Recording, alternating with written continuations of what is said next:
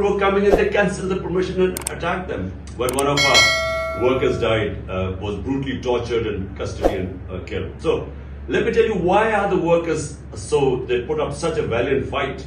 I mean, I'm just showing these tear gas shells on my table. Remember, this is just inside my house. Imagine what is going outside.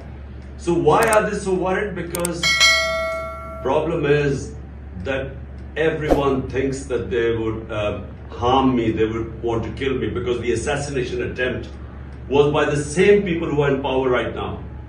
So therefore there's anxiety. People were coming in, they cancelled the promotion and attacked them. When one of our workers died, was brutally tortured in custody and killed. So let me tell you, why are the workers they put up such a valiant fight? I mean, I'm just showing these tear gas shells on my table. Remember, this is just inside my house. Imagine what is going outside.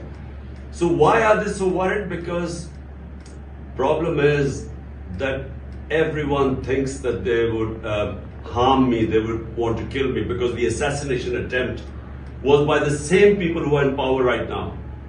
So therefore there's anxiety.